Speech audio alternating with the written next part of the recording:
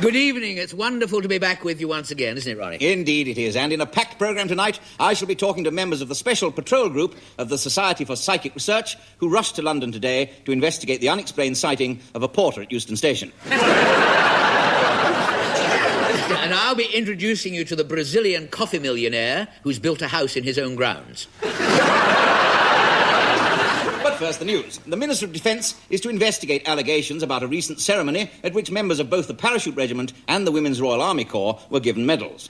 Apparently it got rather out of hand and turned into a bit of a gong-bong. In America, a congressional committee of inquiry has been appointed to investigate recent claims that convicted criminals lead lives of luxury. This follows the recent case of an Albuquerque man who was sentenced to the electric sofa. Police have stepped up the search for Laxley Druitt, the Member of Parliament who's gone off his chump. They fear that in his present state of mind, he might do something sensible. There was swift justice today for the Bridlington man accused of impersonating a truss. He was bound under for 14 days. Motoring news. Following the success of the Talking Maestro, next week sees the launch of a new car that tells jokes. It's called the Laughing Cavalier. And fears that the increase in the numbers of burglaries might damage the national economy were confirmed today when the pound fell 6 points against the stolen video. But now for a sketch featuring Mr. Ronnie Barker, a man with such amazing reserves of stamina, he once stayed awake all the way through a Paul Daniels trick.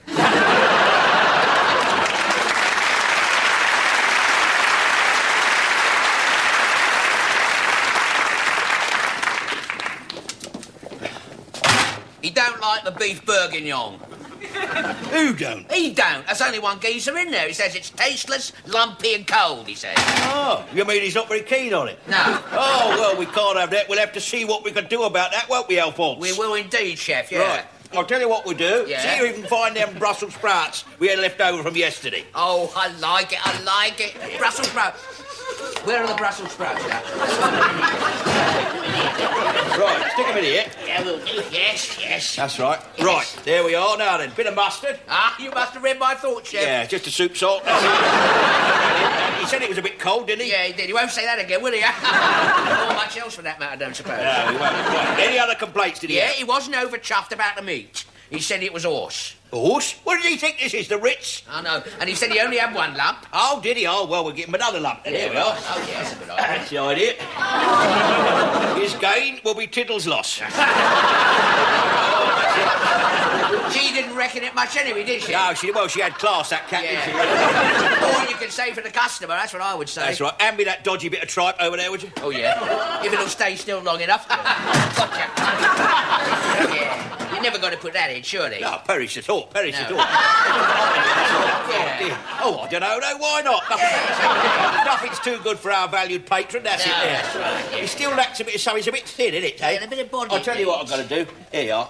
I'll give him one of these, eh? Yeah, right, That's the idea. That's it. Right, listen. What's that? A blue bottle. A blue bottle in my kitchen. Oh, God, get it. Hasn't it read the hygiene regulations? Where is it? In.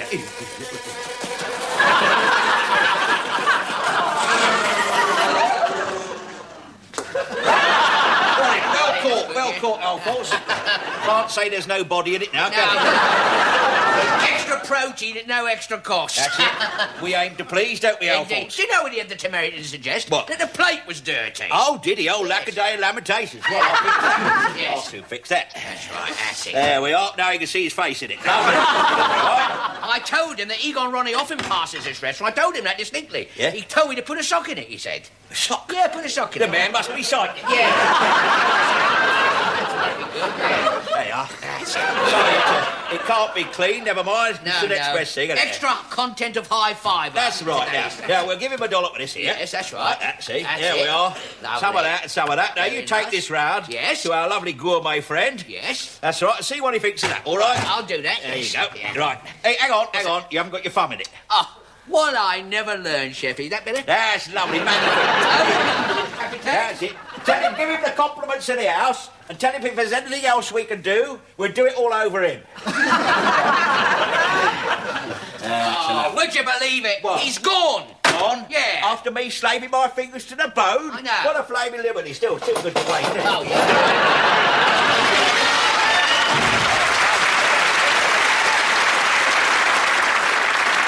Please welcome this week's guest, ladies and gentlemen, Stephanie Lawrence.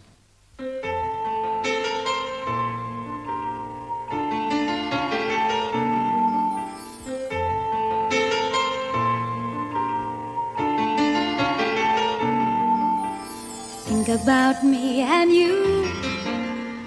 Think of all the changes we've been through. The laughter and the tears, the years together. Little did we both know. When we fell, we gave up all control. But times get hard, strong enough to carry on. 'Cause love has a mind of its own. It moves in its own circles. And it will wrong where it will wrong. Love has a mind of its own. Holds our lives together. You're my heart, and you're my home.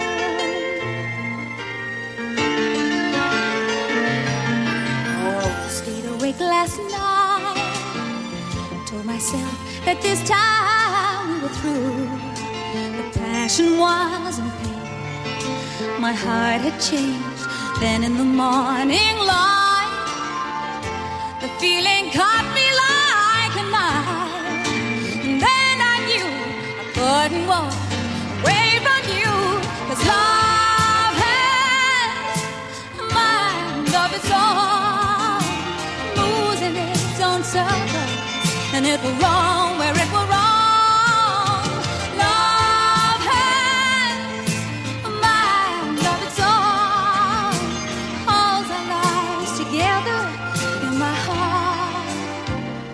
You're my home.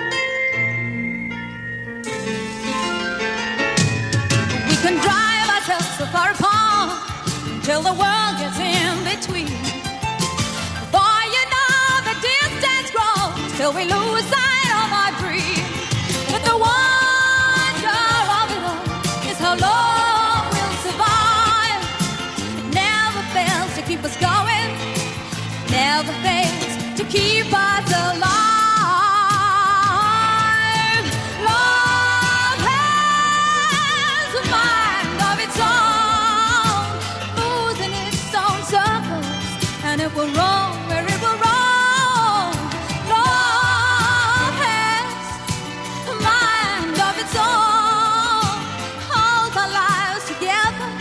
You're my heart, and you're my home.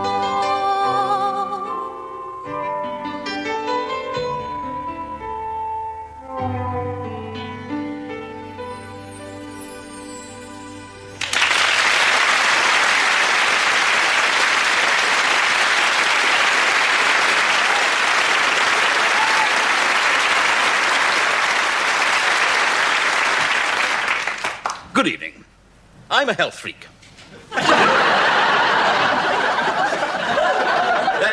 That was just a little joke. And here is a big joke. Now, personal fitness. Are we, as a nation, neglecting our health? Did you know that last year, 100% of all deaths were caused by people not being very well? The fact is, we simply don't get enough exercise. How about a grueling 75-mile hike across the moors? Personally, I like nothing better. So every Saturday morning, that's exactly what I do. Nothing. Now, I had a letter from a viewer in Peebles who writes, "How can I get a body like Jane Fonda's?" Well, Mr. Dinsley, you won't get it overnight. Certainly not with Jane Fonda, you won't, anyway. But thanks to the revolution of aerobics, it is possible for fatties to slim down to a shapely hourglass figure. Here we are. Look at that. It's all right if you like that sort of thing. Of course, since then, I've managed to put it back on. Much to the relief of my wife. Now, here is something to exercise your stomach muscles. A BBC cheese and chutney sandwich. Oh, that reminds me, I must clean out the budget's cage when I get home. But remember, too much exercise can bring problems. A few weeks ago, my secretary, Miss Tumbleturn, had the misfortune to overdo it with the chest expanders.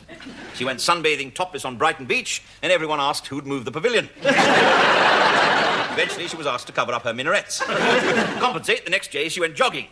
Came back with 2 black eyes. So remember,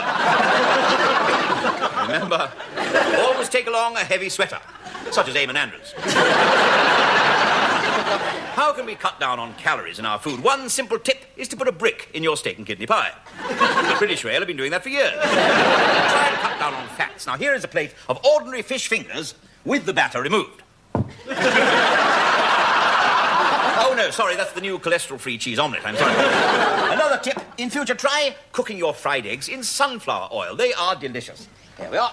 There's one. Look at that.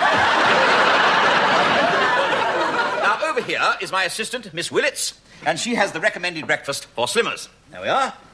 1 glass of fruit juice, 1 ounce of cottage cheese, and 2 crackers.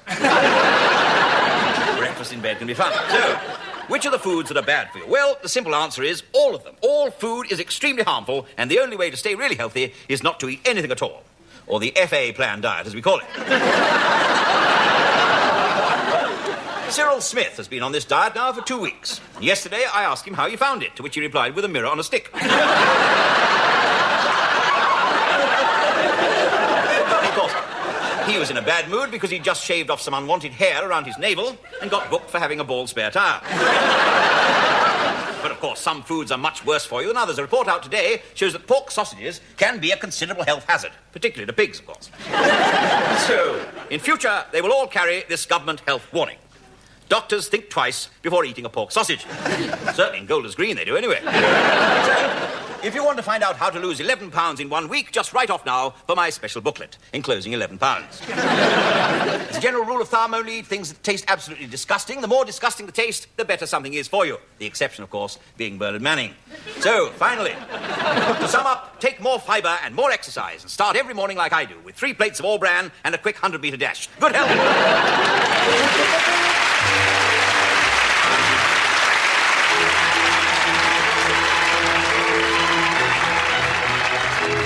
I say, Humphrey, What is it, Godfrey? you don't mind if I smoke my pipe, do you? Not if you don't mind my being sick, old chap. Oh, that's perhaps all right. Good God, that's a rather highly coloured sock you're wearing there, old chap, is it? Wonderful, isn't it? Fantastic colouring. Yeah. Hand-knitted in the Congo, you know. Really? Not another like it in England. I bet you a fiver there is, old chap. Done, right. Where is it? On your other leg. Oh, come on. Sorry, old chap. My daughter's cycling sock. Your daughter's bought a bicycle, has she? Yes, she loves it. Oh. Yes, goes everywhere on it. Really? Well, she's a farmer's wife. I thought the money would be better spent on a cow, wouldn't it? She'd look a bit of a fool riding round on a cow. Yeah. Not half as much a fool as she'd look trying to milk a bicycle.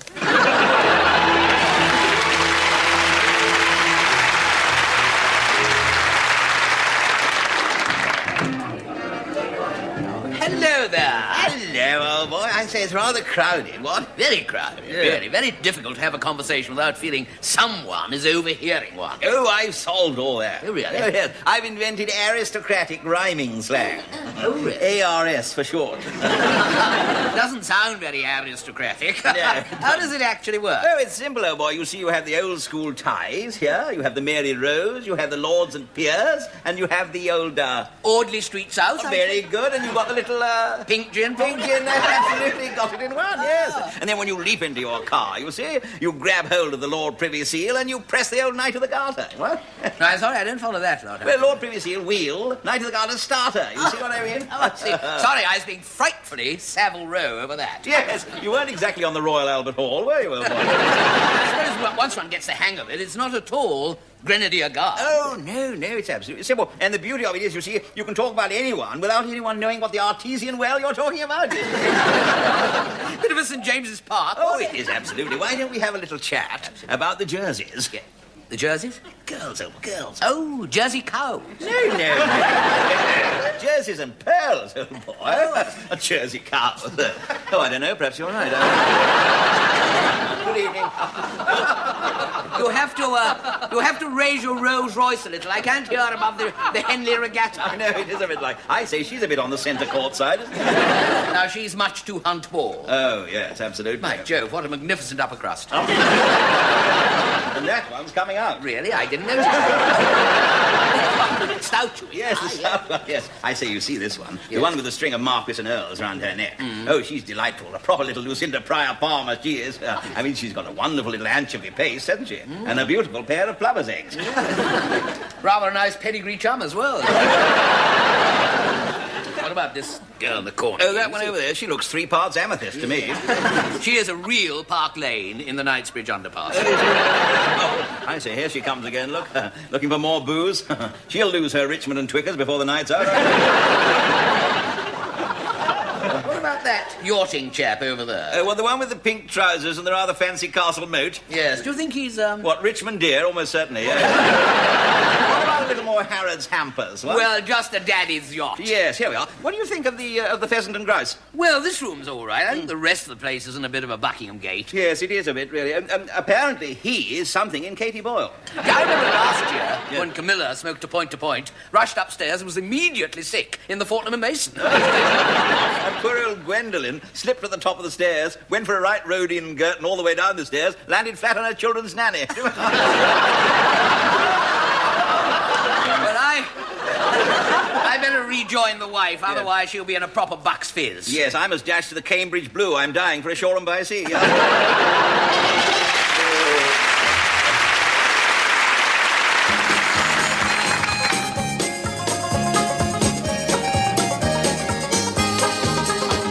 An old country singer lay dying at the end of a long, weary life. And he lay with his loved ones around him, 3 dogs, 7 horses, and a wife. Oh, Mary, the voices are calling. They're calling and telling me to go. But before I set out on my journey, there's one thing that I gotta know. Do they play country music in heaven? Are there still 4 square beats to a bar? Can I find a backing group among the angels? Can I swap my plucking harp for a guitar? 'Cause I just can't leave my music. It's the thing that has served me so well. So if I can't play my music in heaven, I'll go play my music in hell. And with that, he lay back on his pillow with a sad, dreamy look in his eye.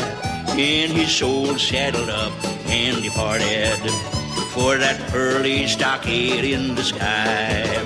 And there stood St. Peter waiting, and he opened that big rhinestone gate. But before I go in, said the singer, St. Peter, I must know my fate. Do they play country music in heaven? Are there still 4 square beats to a bar? Can I find a backing group among the angels? Can I swap my plucking harp for a guitar? 'Cause I just can't leave my music. It's the thing that has served me so well.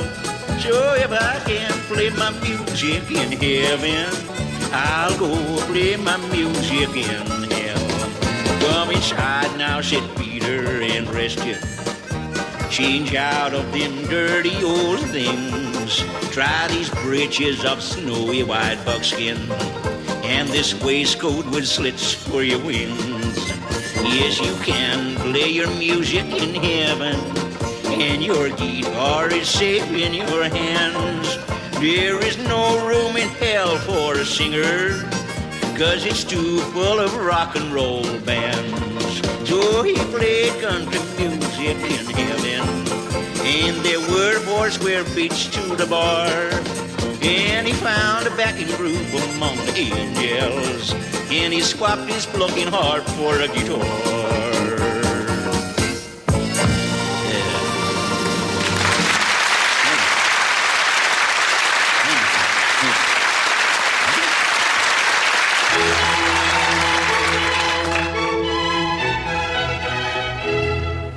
I say, Humphrey, What is it, Godfrey? it says here, a firm bust in 4 weeks. Well, that's nothing. My brother's firm went bust in a fortnight. No, it's an advert for women. Well, don't answer it, old chap. You got one. Talking of women, have you seen the new maid in the bar? Yes, I have. I've seen better legs on a piano. And with a piano, you get one extra. Bit of a gold digger, too, you know. Really? Yes, oh, yes. I can read women like a book. What system do you use? Braille. The trouble with life is, when you're young, you can't afford women, and by the time you've got money to burn, the fire's gone out. Yes. Like my brother. He still chases his secretaries around the desk, but he can't remember why.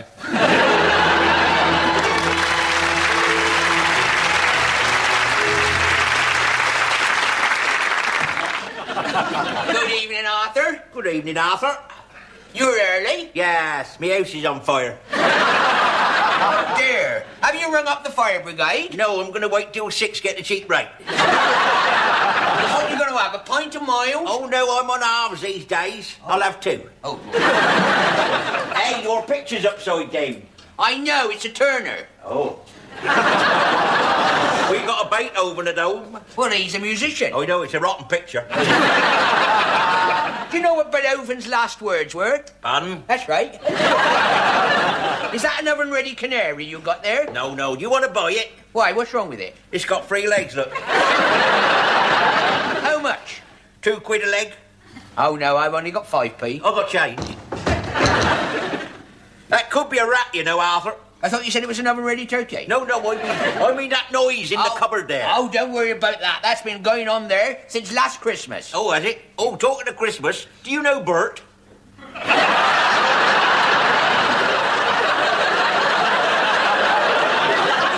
I don't, no. No, neither do I.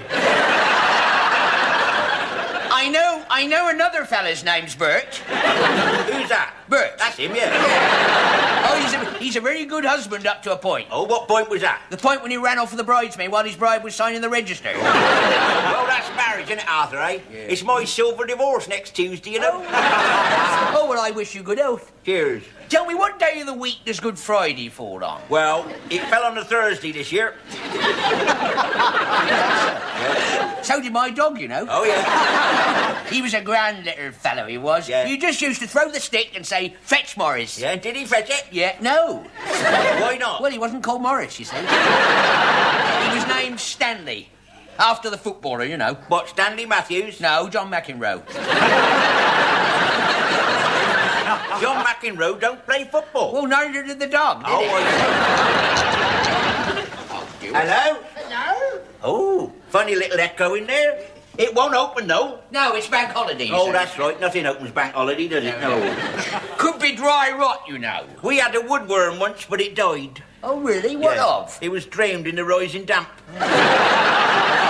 Somebody told me a funny story in here the other night. Oh, yeah? Yeah, it was Christmas Eve, and the shepherd was on the hillside, you see. Yeah. And what do you do to a sheep? Heard it. Oh, I shan't bother to tell you then.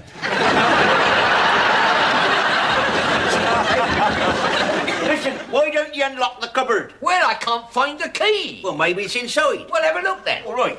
Oh, look at that now. It's old Bert. Oh, he's been in there since last year. Yeah, I'd better take him home. He'll be missed. As a newt.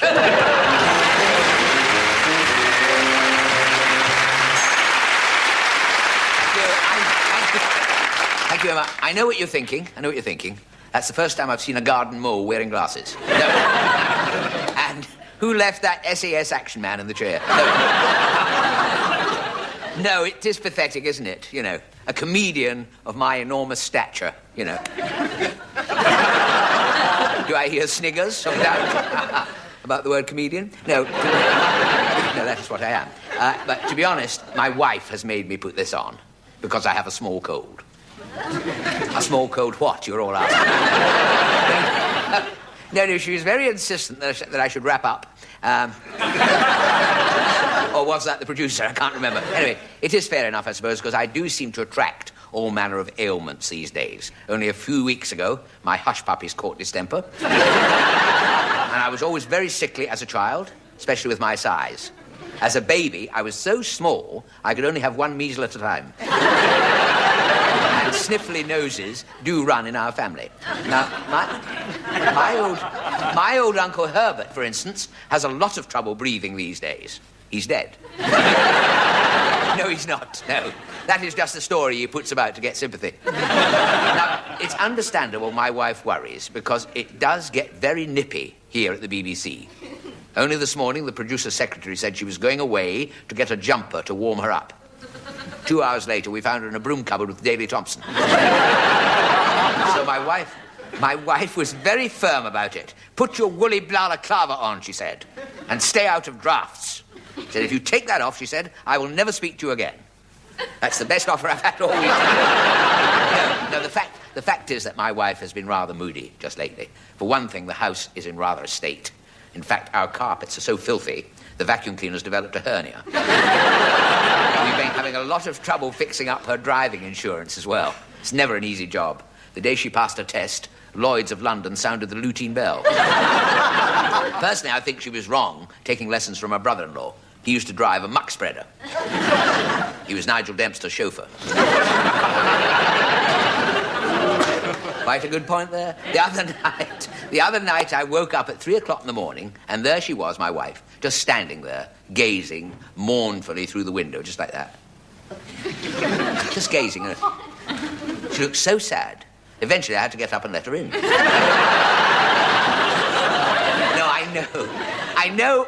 I know why she's upset. We had a little tiff about how to redo our front garden.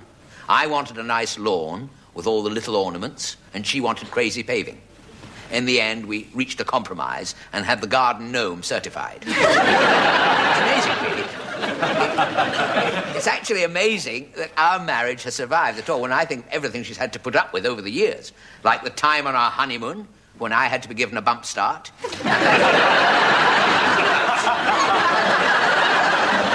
We were driving round the continent and the car broke down. Please. You are awful, you lot. Honestly, I should have known better, really. I just bought one of those cheap, tinny French cars with the ring pool sunroof. I'll never forget the awful boarding house we stayed in. My goodness, pokey. It was so small, they cleaned the windows with Optrex. But I digress. On to tonight's story, which actually really truly did happen at our last end-of-series party. After the last show in every series, the BBC throw a party up in the bar. The producer was leaving, and we wanted to give him a present. So we bought him a private helicopter. And I say private helicopter, it was more a sort of, very primitive kind of, auto-gyro thing, Let's be honest, it was Magnus Pike in a bucket.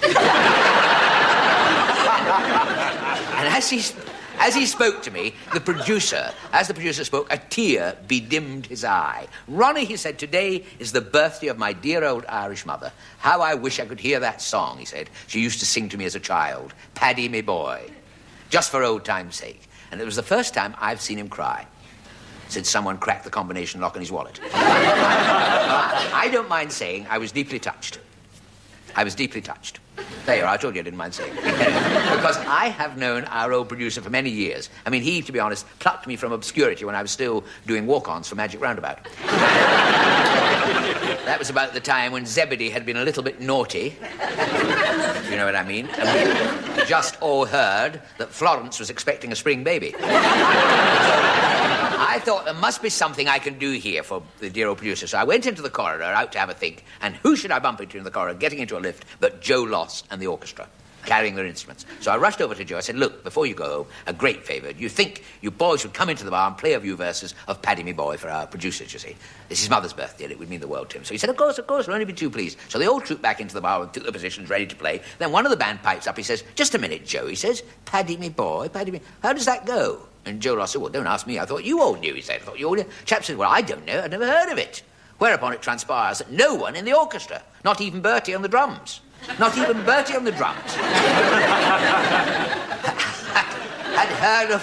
heard of the song, Paddy Me Boy. So to cut a long story short, the producer is called over. Joe Loss says, look, it's very embarrassing. He said, the band here would love to play your song. Mother used to sing to you, but none of us seem to know it, this Paddy Me Boy. How does it go? I said, he said, it goes like this. He goes, Paddy Me Boy, is that the Chattanooga choo-choo?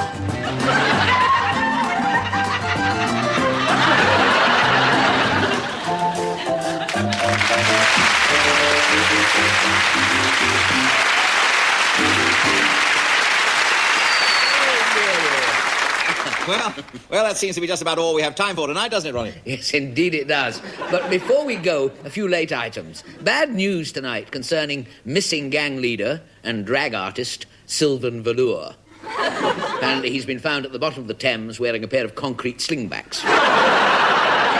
This afternoon, Mr. Cyril Smith sat on an all-party Commons committee. They hope to be back at work on Sunday.